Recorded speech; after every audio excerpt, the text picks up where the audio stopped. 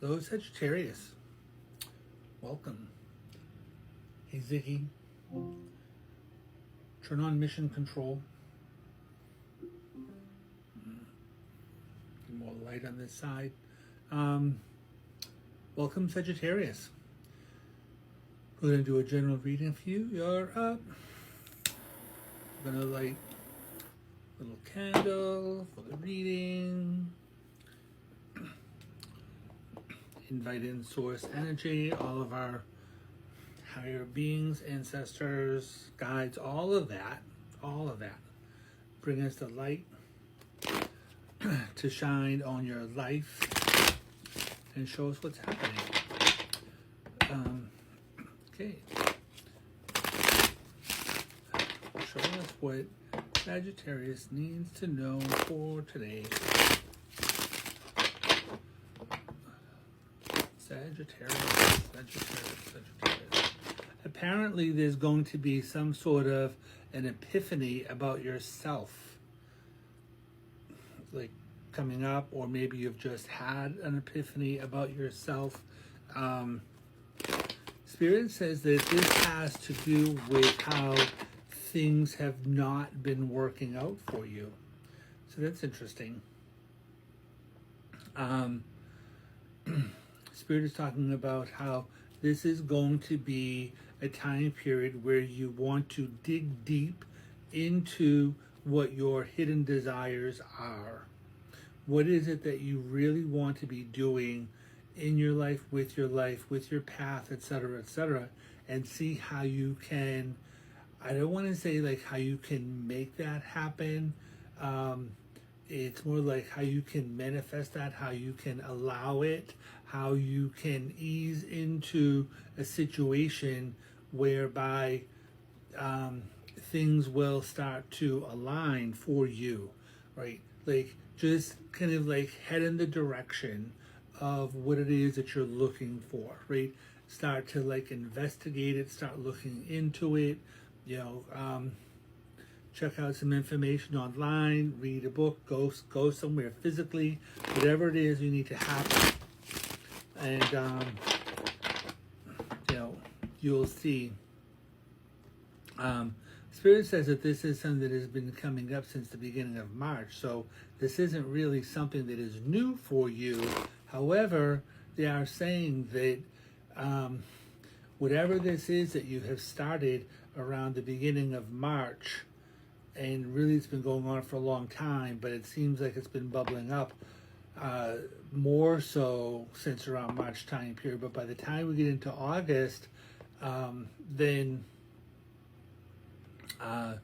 you'll see how things are going to be in a much better place for you. This is something that's going to bring new people into your life, and more people that you would want to call like allies. So people can start wondering, like, well, why is Sagittarius doing this? It's like, well, because I want to. That's why. So we're just going to see what's going to happen for you. Okay. All right.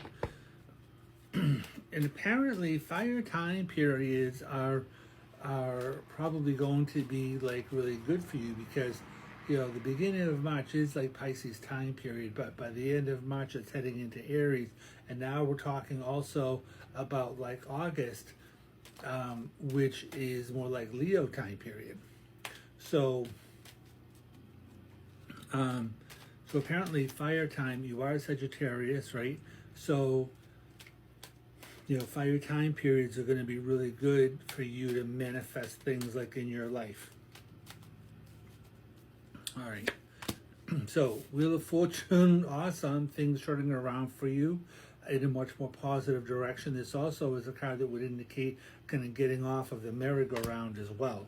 The thing that's crossing you is Spirit. So Spirit is guiding you in the right direction, right? Technically, if it's crossing you, it can like help you or hinder you. I think in this particular case, it is Spirit trying to like, not just like whisper into your ear, they're trying to yell at you into your ear. In your headspace is Gemini, the Lover's card. And if you notice, we have all major arcana cards here. So the universe is trying to help you, right? But the Lovers card is not so much about like a relationship as much as it is about the internal voice, external voice, right? And it is about major decisions that are having to get made. It's not so much about the Judgment card, which is about decisions, but this is decisions that are being made in a lot of ways from like a more like intuitive kind of headspace, right? So it's interesting because the Lover's card is sitting in your head, and so it could have to do with relationships. I'm just not, I just don't necessarily use it for that, right? But it's definitely going to be like choosing who you're going to be associated with. In your subconscious, you do have the Three of Swords. So this is a card about like sorrow due to lack of communication. And it's like an imbalance between your head and your heart. So with the Lover's card there, that is trying to bring those things into balance for you, right? We are talking about like the Three of Swords, and Mercury did just go direct. The Three of Swords a lot of times for me shows up as Mercury retrograde. So it feels to me like you've been waiting for Mercury to go direct in order for you to be taking chances. In the past, we do have Aries, so that's interesting. The Knight of Wands, Aries time period, and a lot of aggravation, a lot of frustration, a lot of trying to be like, living in this box that you don't really want to be in. Like, how am I going to get out of this? Like yelling, like, internally, whatever. Right? Like when I see the Knight of Wands comes up, when I see that card come up, I usually ask people like, well, where are you putting your energy, right? So in the near future, you do have the Five of Cups, which is like loss, right? This is loss, disappointment, right?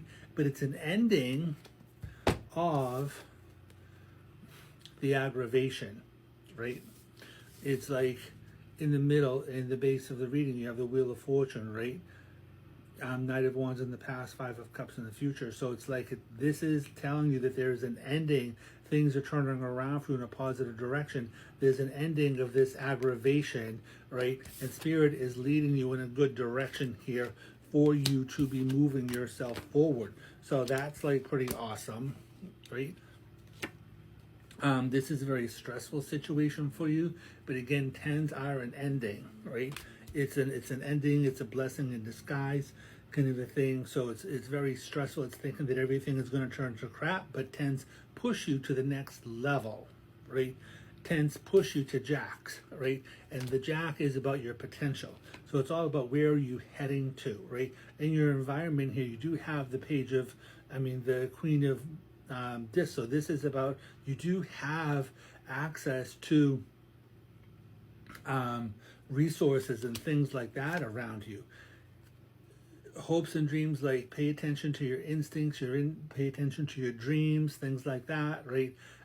You're definitely being guided intuitively, right? And Spirit speaking to you. Whenever I see the Five of Cups here with the High Priestess, or Five of Cups with the Moon card, it would definitely be talking about your ancestors trying to bring you, right, or Spirit, whoever, trying to bring you in the right direction. An outcome, you do have the Five of Swords here, which is fear of defeat, right? But it's kind of like a stalemate. So it's like whatever it is that you're doing, whatever it is that you have been doing, that's not really working out for you.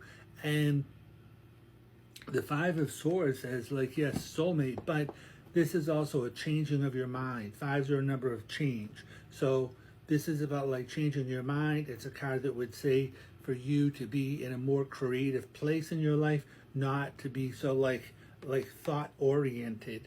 You're not going to be able to think your way into a right solution, but you can act your way, right? So like keep heading forward, make the changes in your life that you want to make. We'll clarify that card.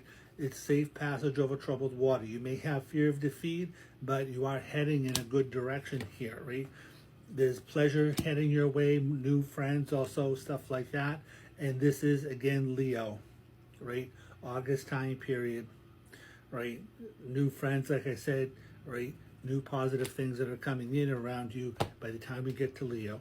Thank you. Enjoy. Click like, follow, subscribe.